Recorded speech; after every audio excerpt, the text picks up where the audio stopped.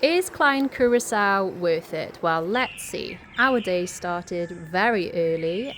Cock-a-doodle-doo. Morning.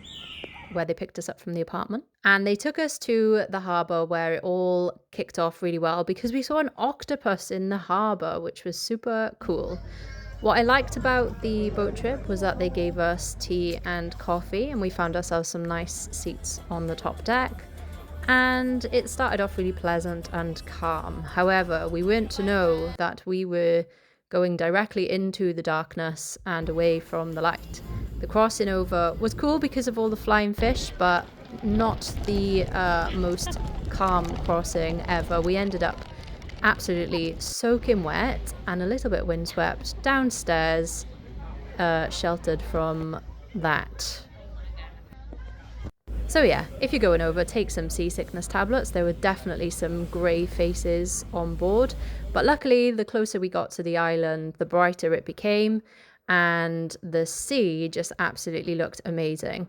You could actually swim from the boat onto shore if you wanted to, but because we had bags, we just went on the little boat that they got, the inflatable boat, and they took us directly to the beach.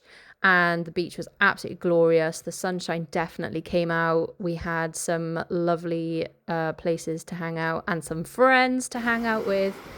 We obviously had to test out the water, decided it was definitely good enough for a little snorkel. And this was about the time that I figured out that my waterproof case wasn't so waterproof as I thought. But trust me, the tropical fish here are so cool. Don't worry about my phone though, it dried off very quickly, just like me. Because it was so warm and sunny. We went for lunch in the little hut. It was a beautiful barbecue lunch. I forgot to video it, but you'll just have to trust me. And after lunch, we decided to walk it off to the sights of the island.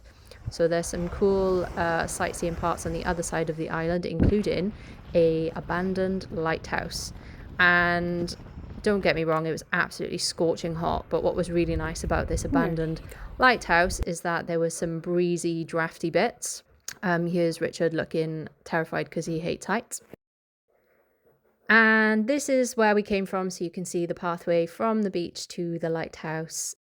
And that's our next destination. So on the other side of the island, where they don't let you snorkel, there are some shipwrecks to have a look at, and they were really cool. And I could definitely see why they don't let you snorkel or swim on this side of the island, because it was rough, way rougher than the other side.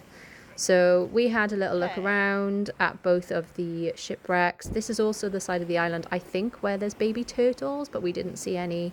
And yeah, there was some nice messages left for us and some lessons learned. When we got back to our home base, there was heaps more friends, and obviously we had to cool off in the glorious sea before reflecting from the tower on how cool Klein Curaçao actually is. And if you want my opinion on if I think it's worth it, if you are a beach person and love the sea, yes, it is. And luckily, as we left, it started raining again, but we had a beautiful day.